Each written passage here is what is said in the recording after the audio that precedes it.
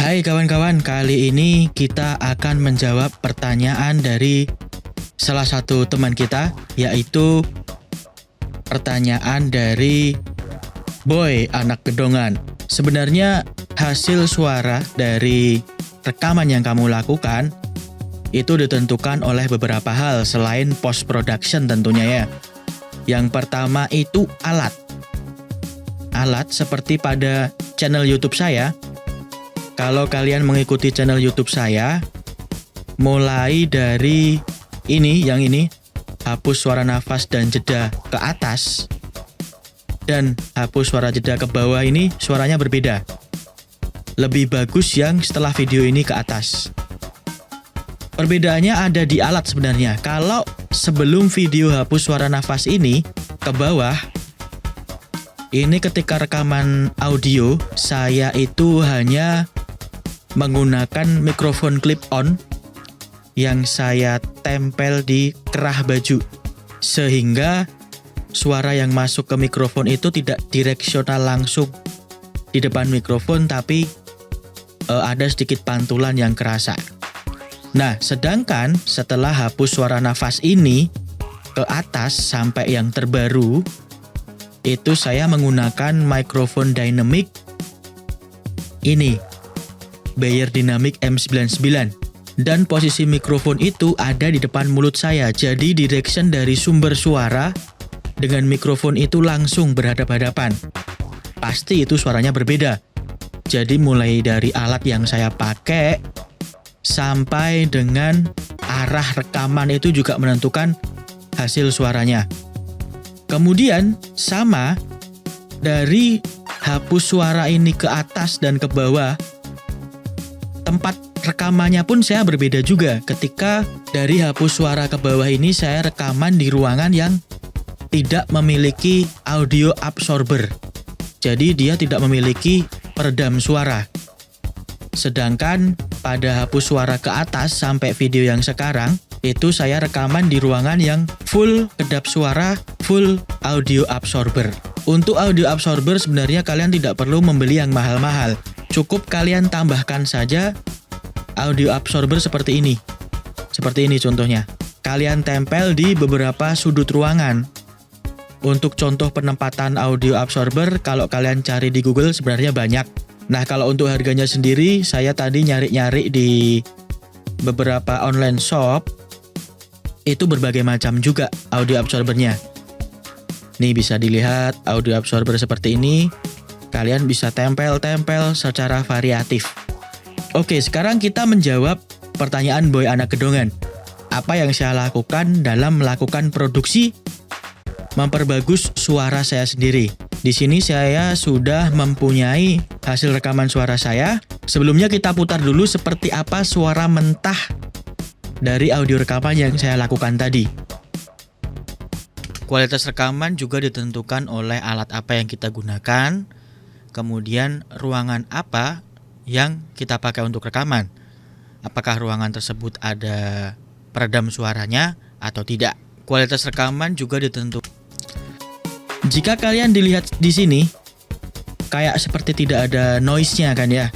Tapi itu tetap pasti ada noise-nya. Yang saya lakukan pertama adalah melakukan penghilangan noise.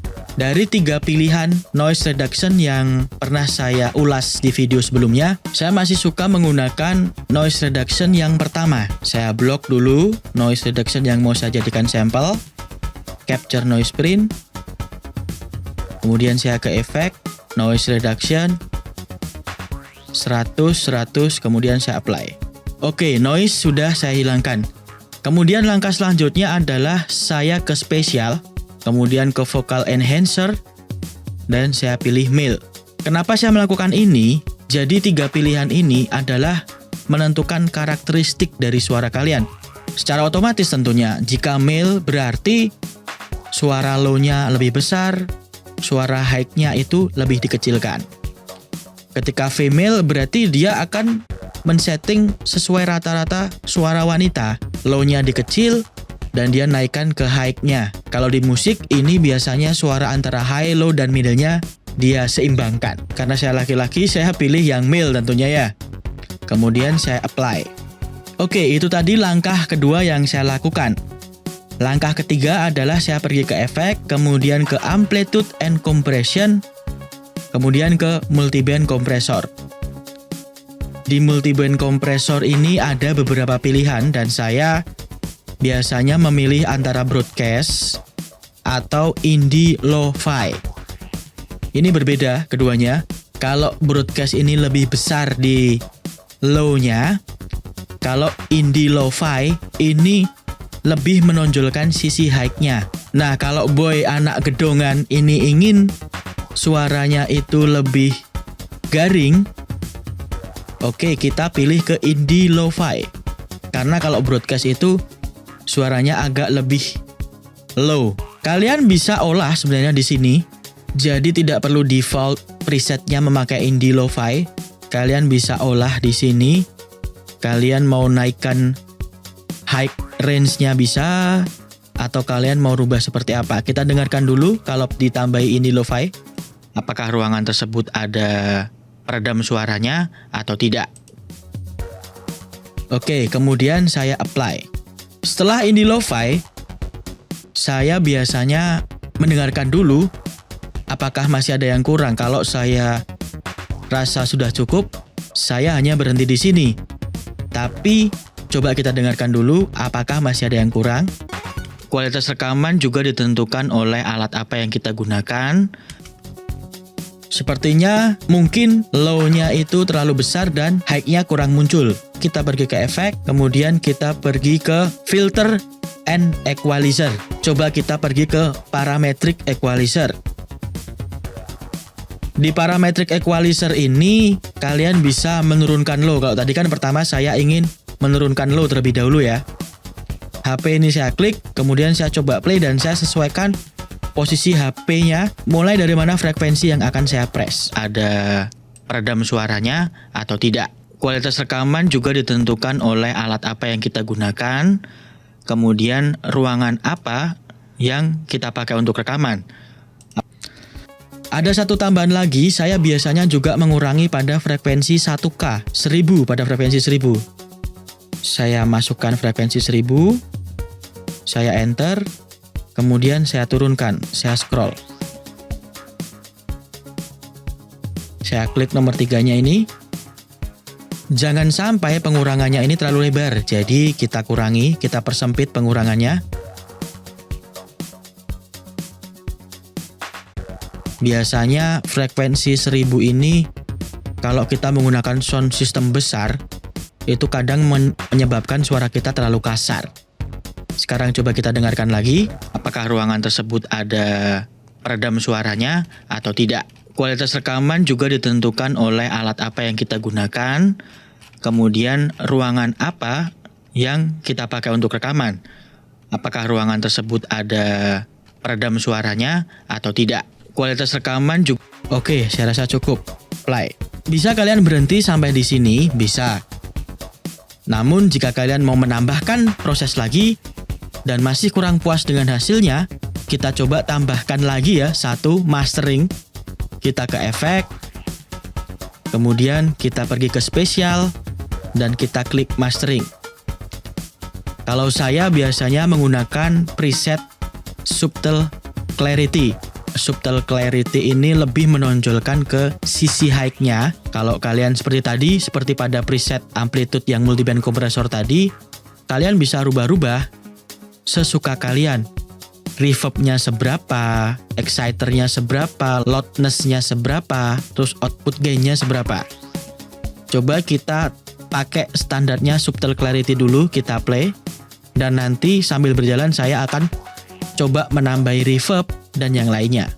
Kita gunakan, kemudian ruangan apa yang kita pakai untuk rekaman. Apakah ruangan tersebut ada peredam suaranya atau tidak. Kualitas rekaman juga ditentukan oleh alat apa yang kita gunakan, kemudian ruangan apa yang kita pakai untuk rekaman. Apakah ruangan tersebut ada peredam suaranya atau tidak. Kualitas rekaman juga ditentukan oleh alat apa yang kita gunakan, kemudian ruangan apa yang kita pakai untuk rekaman. Apakah ruangan tersebut ada peredam suaranya atau tidak. Kualitas rekaman juga ditentukan oleh alat apa yang kita gunakan, kemudian ruangan apa yang kita pakai untuk rekaman. Apakah ruangan tersebut ada? Oke, saya rasa cukup. Kemudian saya apply. Tambahan satu lagi ketika kamu ingin menghilangkan suara jeda nafas. Kita zoom dulu seberapa dB. Ada pada 21 dB, minus 21 dB. Kita gunakan Dynamics. Kita hanya membutuhkan auto gate, kita set pada minus 21 dB, kemudian kita apply. Otomatis suara jeda nafas tadi akan hilang semuanya. Coba kita play. Kualitas rekaman juga ditentukan oleh alat apa yang kita gunakan, kemudian ruangan apa yang kita pakai untuk rekaman. Apakah ruangan tersebut ada peredam suaranya atau tidak. Sekarang kita bandingkan antara suara mentah dengan suara yang setelah saya olah. Kita play dulu suara mentah. Kualitas rekaman juga ditentukan oleh alat apa yang kita gunakan. Kemudian coba kita play suara hasilnya. Kualitas rekaman juga ditentukan oleh alat apa yang kita gunakan. Hasilnya berbeda, bentuk fisiknya pun juga berbeda. Satu tips tambahan, ketika kamu ingin menambahkan reverb, kamu bisa pergi ke reverb, kemudian studio reverb. Di sini kalian bisa memakai vocal reverb small. Kemudian kalian bisa olah sendiri lagi dry dan wetnya. Jadi dalam penggunaan Adobe Audition ini, setiap efeknya, oke, kita menggunakan preset dari Adobe Audition. Tapi jika kita kurang puas menggunakan preset dari Adobe Audition, kita bisa merubah-rubahnya sesuai dengan keinginan kita. Kemudian ruangan apa yang kita pakai untuk rekaman? Apakah ruangan tersebut ada peredam suaranya atau tidak? Jadi dalam pengeditan suara tidak hanya sekali dua kali kita akan berhasil. Kita harus trial dan error terus menerus sampai kita menemukan settingan yang pas untuk suara kita. Tentunya setelah kita menemukan settingan yang pas, jangan lupa kita save sendiri preset yang kita cocok tadi. Terima kasih sudah menonton video kali ini. Itulah tadi langkah-langkah yang saya lakukan biasanya dalam memperbaiki suara hasil rekaman yang saya lakukan. Itu semua opsional, menyesuaikan dari hasil rekaman yang saya dapatkan. Jadi tidak selalu sama langkah yang saya lakukan. Kalian jangan menghafal langkahnya, tapi kalian harus menghafalkan setiap fungsi dari efek-efek yang ada di Adobe Audition.